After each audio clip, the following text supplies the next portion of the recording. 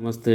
ఈరోజు మనం అల్లం పులుసు ఈ ప్రిపరేషన్ ఎలాగో చూద్దాం. అల్లం పులుసు దేనికంటే ఇది ఈ సీజనల్ బట్టి ఇంట్లో ఈ దగ్గు, రొంప ఈ పిల్లలకి అందరికీ ఉంటాయి కాబట్టి అవి మనకి ఇంట్లో ఈ రెసిపీ ద్వారానే మనం ఆ దగ్గు, ఆ రొంప ఎలా క్రియేట్ చేసుకోవాలో చూద్దాం.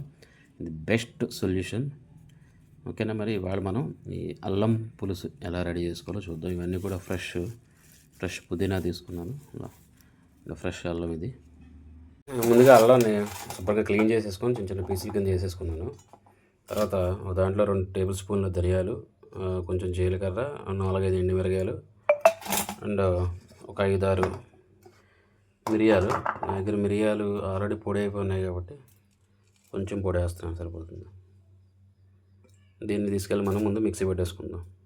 కొంచెం పొడి అయిన తర్వాత ఇందులో ఈ అల్లం ముక్కలు కూడా వేసుకొని పొడి చేసుకుందాం. ఇప్పుడు అదే జార్లో మనం ఒక పెద్ద ఉల్లిపాయ ఒకటి ముక్కలు చేసి నెక్స్ట్ ఒక 5-6 వెల్లుల్లిపాయ రెబ్బలను వేసుకొని పేస్ట్ చేసుకుందాం. చింతపండు కూడా ఆల్రెడీ మనం తీసి పెట్టుకున్నాం, రసం అది నానబెట్టి.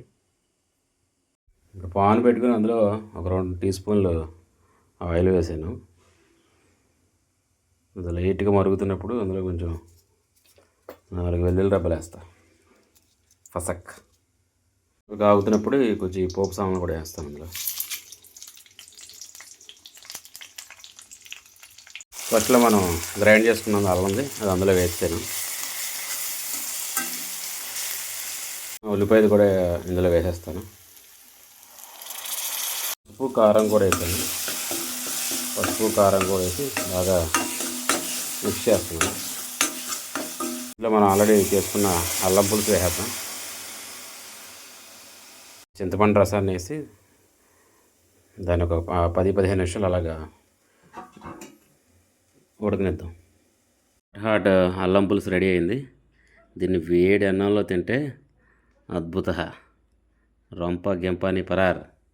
మా ఆవిడ మీద ఇవాళ ప్రయోగం చేస్తాను అది.